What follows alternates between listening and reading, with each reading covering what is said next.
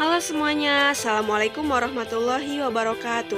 Bertemu lagi dengan Ibu Novita.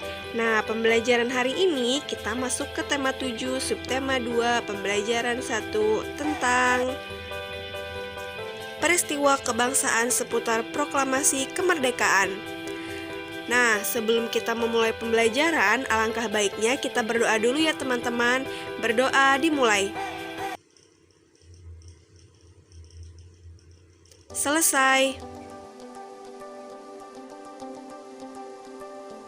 Bangsa Indonesia pernah mengalami masa penjajahan cukup lama. Selama penjajahan, bangsa Indonesia mengalami penderitaan. Oleh karena itu, bangsa Indonesia sangat semangat untuk melepaskan diri dari penjajah. Namun, usaha untuk memperoleh kemerdekaan ternyata tidak mudah. Indonesia harus melalui berbagai rintangan dan peristiwa sejarah yang perlu dicatat dan menjadi pelajaran bagi kehidupan bangsa. Nah, apa saja ya peristiwa penting yang harus kita ingat? Peristiwa penting saat persiapan proklamasi yang pertama itu pembentukan BPUPKI atau Badan Usaha-Usaha Persiapan Kemerdekaan Indonesia.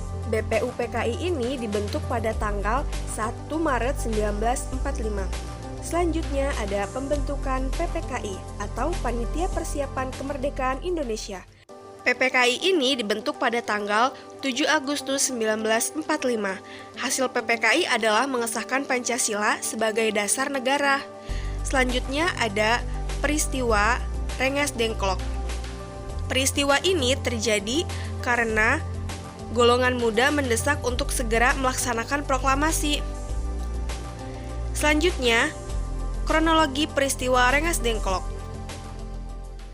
Pada tanggal 14 Agustus 1945, Sultan Syahrir mendengar Jepang kalah.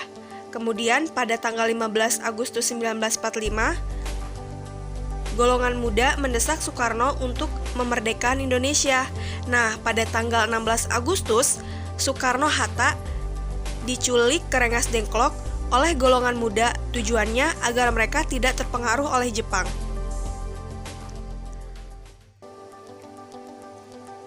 Pada tanggal 16 Agustus sorenya, Soekarno dan Hatta setuju dan kembali ke Jakarta. Selanjutnya, pada malam harinya, di tanggal yang sama, Soekarno mengumpulkan anggota PPKI di rumah Laksamana Meida. Peristiwa proklamasi. Dini hari, naskah proklamasi telah dirumuskan oleh Soekarno, Muhammad Hatta, dan Ahmad Subarjo, disetujui oleh peserta rapat. Selanjutnya, naskah proklamasi diketik oleh Sayuti Melik. Nah, pada saat yang bersamaan, Ibu Fatmawati menjahit bendera merah putih. Teman-teman tahu Ibu Fatmawati itu siapa? Ya, betul, Ibu Fatmawati adalah istri dari Presiden Soekarno. Akhirnya, pembacaan teks proklamasi dilakukan pada tanggal 17 Agustus 1945. Pada pukul 10 waktu Indonesia Barat, bertempat di Jalan Pegangsaan Timur nomor 56. Selanjutnya, di sini ada teks proklamasi yang bisa teman-teman lihat. Teks ini diketik oleh Sayuti Melik. Nah, gambar yang di sini adalah gambar Presiden Soekarno-Hatta sedang membacakan teks proklamasi kemerdekaan Republik Indonesia. Pembacaan teks proklamasi dilakukan pada pukul 10 waktu Indonesia Barat. Kira-kira bagaimana ya suhu udara pada saat itu? Suhu udara yang kita rasakan sangat terpengaruh oleh sinar matahari. Jika intensitas sinar matahari tinggi, suhu udara pun akan tinggi. Kalor didefinisikan sebagai energi panas yang dimiliki oleh benda. Secara umum, mengetahui adanya kalor yang dimiliki oleh benda dapat dilakukan dengan cara mengukur suhu benda tersebut. Jika suhu benda tinggi, kalor yang dikandung oleh benda juga besar. Nah, sebaliknya teman-teman, jika suhu benda rendah, kalor yang dikandung oleh benda juga kecil.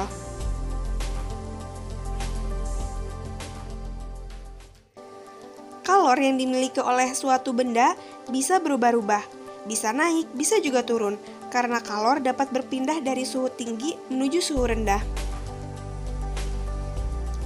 Nah, selanjutnya di sini Ibu ada contoh. Pada gambar tersebut ada air dingin, air panas, air hangat. Kenapa bisa seperti itu? Air dingin bersuhu rendah dan air panas bersuhu tinggi. Air panas memiliki suhu tinggi, air dingin memiliki suhu rendah. Apabila kedua air dicampur, campuran itu akan menghasilkan suhu baru. Suhu rendah akan meningkat karena menerima panas yang bersuhu tinggi. Nah, karena itulah air hangat terjadi. Jika air dingin dipanaskan, maka terjadinya perubahan suatu suhu. Nah, kurang lebih seperti itulah pembahasan pada hari ini. Bagaimana pembelajaran hari ini? Apakah teman-teman sudah paham? Jika ada yang belum dipahami, silakan bertanya ya. Mungkin cukup sekian pembelajaran hari ini, kita akhiri dengan salam. Wassalamualaikum warahmatullahi wabarakatuh.